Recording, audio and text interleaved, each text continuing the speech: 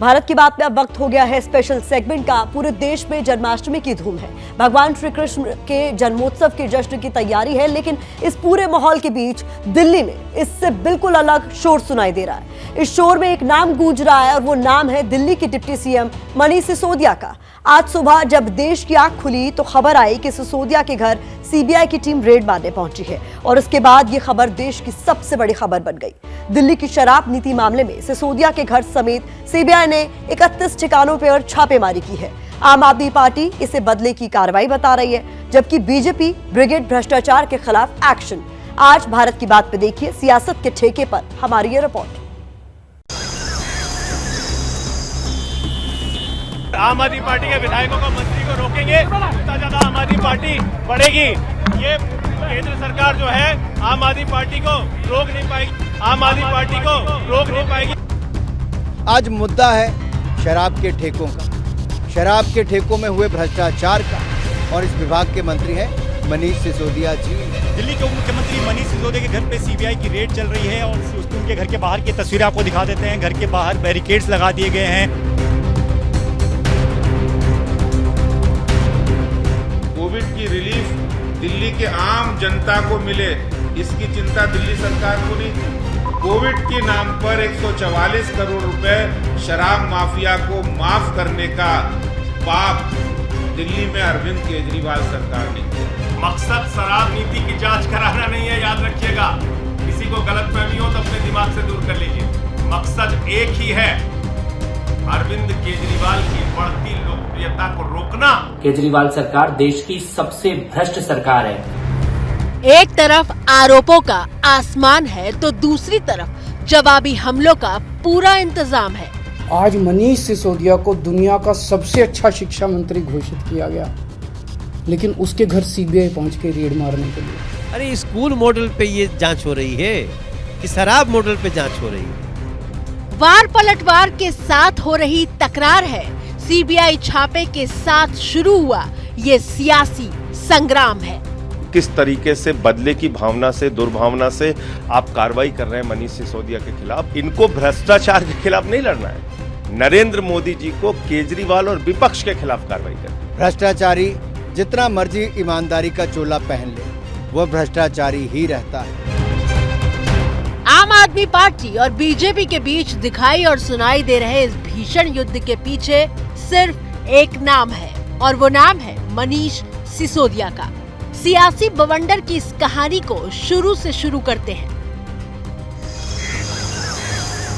शुक्रवार सुबह 8 बजे का वक्त हो रहा था।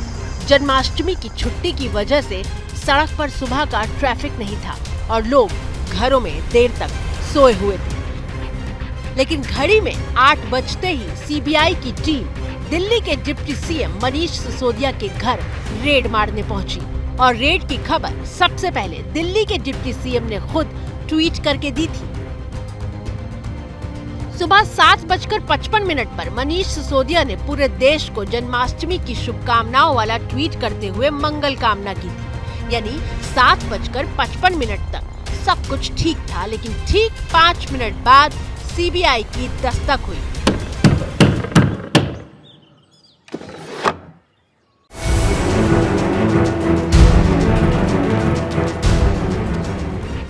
और फिर पूरे 30 मिनट बाद 8:32 पर मनीष सिसोदिया का अगला ट्वीट आया। मनीष सिसोदिया ने ट्वीट में लिखा, सीबीआई आई है, उनका स्वागत है। हम कट्टर ईमानदार हैं, लाखों बच्चों का भविष्य बना रहे हैं। बहुत दुर्भाग्यपूर्ण है कि हमारे देश में जो अच्छा काम करता है उसे इसी तरह परेशान किया जाता है। इसीलिए हमारा देश अब तक नंबर 1 नहीं बन पाया। इसके बाद शुरू हुआ आम आदमी पार्टी और बीजेपी के बीच महासंग्राम। आम आदमी पार्टी ने प्रेस कॉन्फ्रेंस करके आरोप लगाया कि सीबीआई ने इसलिए छापेमारी की क्योंकि बीजेपी शिक्षा मंत्री मनीष सिसोदिया और मुख्यमंत्री अरविंद केजरीवाल की लोकप्रियता को बर्दाश्त नहीं कर पा रही है। जब केजरीवाल की लोकप्रियता बढ़ रही है, केजरीवाल चुनाव में जीत रहे हैं, एक के बाद दूसरा स्टेट, दूसरे के बाद तीसरे स्टेट में पहुंच रहे हैं, तो उसका सबसे प्रमुख कारण है दिल्ली का शिक्षा और स्वास्थ्य का मॉडल। दिल्ली के शिक्षा और स्वास्थ्य की क्रांति इस बात से परेशान होकर, इस बात से हैरान होकर नरेंद्र मोदी जी को रात में नींद नहीं आती। उनको सिर्फ एक ही चिंता लगी रहती है कि कैसे केजरीवाल को रोकना है, कैसे शिक्षा मॉडल को रोकना है, कैसे स्वास्थ्य को मॉडल को रोकना है। लेकिन बीजेपी तो पूरा हिसाब किताब लेकर आई थी और अपने आरोपों में पूरा ब्यौरा पेश कर रही है कि मनीष सिसोदिया ने दिल्ली की शराब नीति के तहत क्या घोटाला किया है और कैसे केजरीवाल सरकार ने अपनी जेब भरी है। 30 करोड़ रुपए जो अर्नेस्ट मनी फोरफिट होनी चाहिए, वो अर्नेस्ट मनी को वापस कर दिया शराब माफिया के दबाव में। शराब माफिया पर इतने मेहरबान हो गए केजरीवाल साहब कि उन्होंने उनका कमीशन जो 2.5% था पहले, उसको बढ़ाकर 12.5% कर दिया। इतने मेहरबान हो गए कि दिल्ली में 21 ड्राई डे की संख्या थी, उसको घटाकर 3 कर दिया गया। मेहरबानी का आलम यह रहा कि ब्लैक लिस्टेड कंपनी को भी ठेके दे दिए। जो कार्टेल अलाउ नहीं था, इन्होंने ही शराब नीति बनाई कि उसमें कार्टेल अलाउ नहीं होगा, वो कार्टेल भी अलाउ कर दिया। और चोर दरवाजे से मैन्युफैक्चरर कंपनी को ट्रेडिंग के लिए अलाउ कर दिया।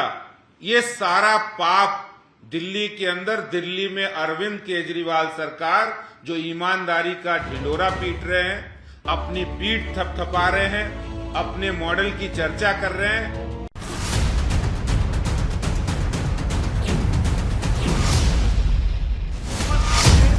आम आदमी पार्टी विवाद की जड़ में न्यूयॉर्क टाइम्स में छपे एक लेख का हवाला दे रही है कि आज पूरे दुनिया में मनीष सिसोदिया की चर्चा हो रही है, पूरे दुनिया में उनके शिक्षा क्रांति की चर्चा हो रही है। और ये आर्टिकल इस तरह से पूरे विवाद में शामिल हो गया है कि संजय सिंह 2 बार प्रेस कॉन्फ्रेंस करने आए और दोनों बार आर्टिकल की कॉपी साथ लाए। मनीष सिसोदिया के घर सीबीआई की छापेमारी के बाद जब सीएम केजरीवाल ने अपनी पहली प्रतिक्रिया दी तो वो भी न्यूयॉर्क टाइम्स के आर्टिकल के साथ बैठे हुए थे। आज मनीष सिसोदिया को दुनिया का सबसे अच्छा शिक्षा मंत्री घोषित किया गया, लेकिन उसके घर सीबीआई पहुंच के रेड मारने के लिए। तो अड़चनें बहुत आएंगी। पिछले 7 साल में भी कोई आसान काम नहीं था न्यूयॉर्क टाइम्स के फ्रंट पेज पे आना और दिल्ली के अंदर शिक्षा क्रांति करना। सीबीआई अपना काम कर रही है, उसे घबराने की जरूरत नहीं है। सीबीआई को हम अपना काम करने दें। उनको ऊपर से आदेश हैं कि भाई इनको तंग करना है, ऊपर से आदेश हैं, अड़चने अड़ाओ। अड़चने आएंगी, काम नहीं रुकेगा। अड़चनों से काम किसी भी हालत में रुकने देना नहीं है। तो आइए आर्टिकल में क्या है वो भी देख लेते हैं। टीवी स्क्रीन पर मौजूद ये है अमेरिका के बेहद प्रतिष्ठित अखबार न्यूयॉर्क टाइम्स में छपा वो आर्टिकल जिसमें दिल्ली के एजुकेशन मॉडल की जमकर तारीफ की गई है। आर्टिकल में दिल्ली के सरकारी स्कूलों में आए बदलाव की बात की गई है।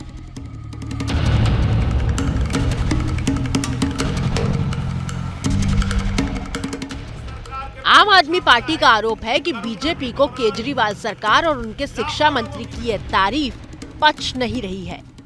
अमेरिका का वो न्यूयॉर्क टाइम्स अखबार जो मोदी सरकार की असलियत को पूरी दुनिया के सामने रखता है, वही अमेरिका का न्यूयॉर्क टाइम्स अखबार कल मनीष सिसोदिया की फोटो के साथ दिल्ली के शिक्षा मॉडल की चर्चा करता है। इस बात पर पूरे देश को खुश होना चाहिए। पूरा देश इससे खुश है। हमारे देश के प्रधानमंत्री की सोच इतने छोटे स्तर की सोच है कि दूसरे दिन ही वो मनीष सिसोदिया के घर पे सीबीआई भेज देते हैं। इतना ही नहीं, जब संजय सिंह शाम को दूसरी बार प्रेस कॉन्फ्रेंस करने आए तो पूरी कार्रवाई का रुख 2024 की तरफ मोड़ दिया। संजय सिंह के मुताबिक 2024 की लड़ाई केजरीवाल बनाम मोदी की हो सकती है और उसे रोकने के लिए ऐसा किया जा रहा है। इन पूरी घटनाओं से कहीं ना कहीं यह भी साबित होता है कि दरअसल अगला जो चुनाव होगा 2024 का लोकसभा, वो आम आदमी party versus Bharatiya Janata party होगा। मोदी वर्सेस केजरीवाल का चुनाव होगा और हम लड़ेंगे। एक बात बहुत स्पष्ट दोपहर में भी बोला था, फिर बोल रहा हूं, अब ना तो आपसे केजरीवाल रुकने वाले हैं और ना ही आपसे शिक्षा और स्वास्थ्य का मॉडल रुकने वाला है। हमारा काम नहीं रुकेगा। अभी 2 दिन पहले ही 17 अगस्त को दिल्ली के सीएम अरविंद केजरीवाल ने मिशन 2024 की शुरुआत की। बड़े तामझाम के साथ मेक इंडिया नंबर 1 कैंपेन को लॉन्च किया और इस बात की चर्चा होने लगी कि केजरीवाल ने पीएम की रेस में एंट्री मार ली है। आम आदमी पार्टी पूरे तामझाम के साथ हिमाचल प्रदेश और गुजरात के चुनाव लड़ने की तैयारी कर रही है। सीबीआई की रेड पर राजनीति की बात तो बहुत हो गई, अब थोड़ा तथ्यों पर भी गौर फरमाते हैं ताकि ये पता चल सके कि शराब नीति का पूरा मामला क्या है। दिल्ली में जो शराब नीति लाई गई उसमें नया क्या था? शराब नीति में भ्रष्टाचार की बात कहां से और कब आई? ऐसे तमाम सवालों के जवाब के लिए ठीक 1 साल पीछे चलते हैं। पिछले साल नवंबर का महीना था। 2020 में ही दिल्ली सरकार ने नई शराब नीति लाने की बात कही थी। मई 2020 में दिल्ली सरकार विधानसभा में नई शराब नीति लेकर आई, जिसे नवंबर 2021 में लागू कर दिया गया था। बीजेपी दिल्ली सरकार की शराब नीति को पंजाब चुनाव से जोड़कर आरोप लगा रही है। लोग तो ये कह रहे हैं कि शराब नीति इसलिए आनन फानन में लाए थे क्योंकि पंजाब में चुनाव हुआ और पंजाब के चुनाव से पहले शराब माफिया और आम आदमी पार्टी की बहुत बड़ी डील हुई थी और वो डील यही थी, डील ये थी कि तुम हमें फायदा पहुंचाओगे तो हम भी आपको पंजाब के अंदर आम आदमी पार्टी के चुनाव में मदद करेंगे। सामने आ गया है। शराब नीति लागू करने के पीछे केजरीवाल सरकार ने कुछ तर्क भी दिए थे। वो तर्क क्या थे वो सुन लीजिए। पहला तर्क, दावा था कि दिल्ली में शराब माफिया और कालाबाजारी को खत्म किया जाएगा। दूसरा, दिल्ली सरकार का रेवेन्यू यानी राजस्व बढ़ाया जाएगा। तीसरा, शराब खरीदने वालों की शिकायत दूर की जाएगी। चौथा, हर वार्ड में शराब की दुकानों का समान वितरण होगा। भारतीय जनता पार्टी का शराब माफिया से गहरा नाता रहा है। दिल्ली में जगह जगह अवैध शराब बिकती थी। बहुत सारे इलाके भारतीय जनता पार्टी ने ऐसे बना रखे थे जहां पे वो शराब की जो लीगल दुकानें हैं उनकी जगह अवैध दुकानें खोल के माफिया के साथ चलवाते थे।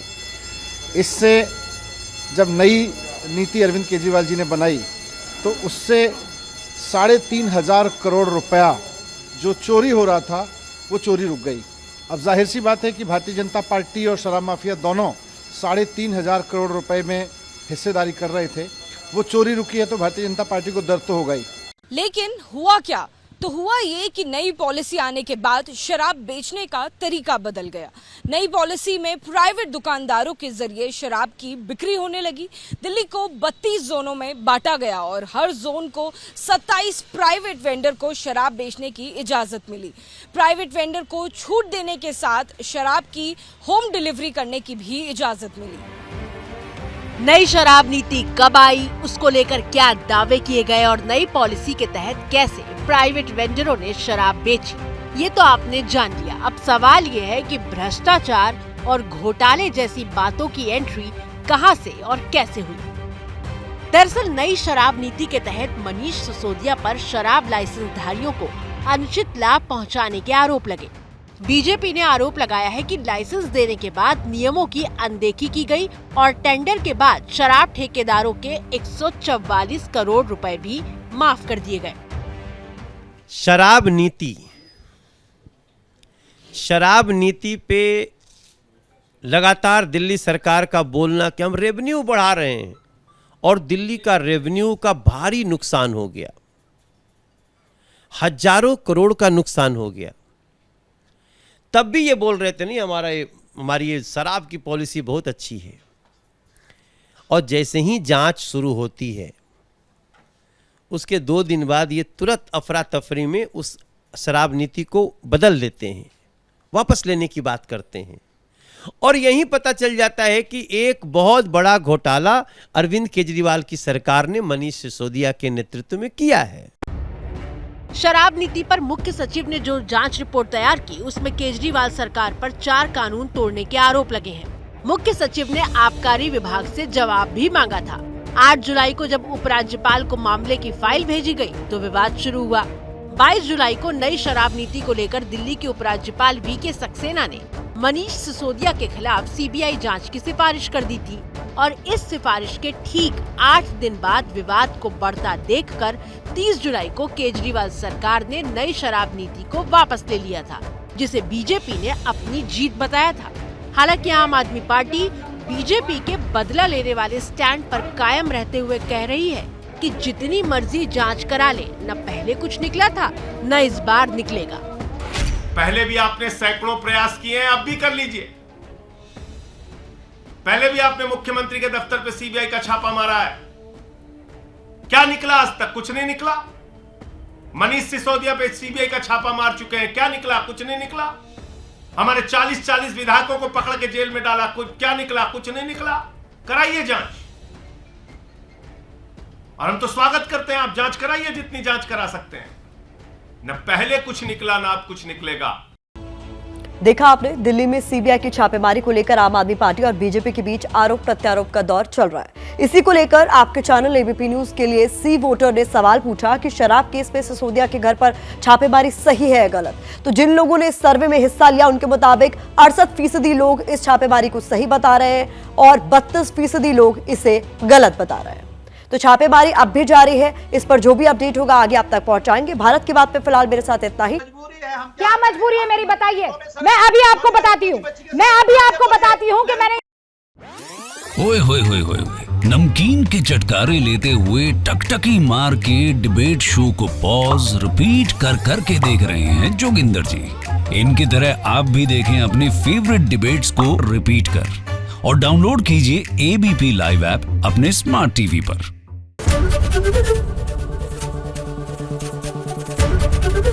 एबीपी न्यूज आपको रखे आगे।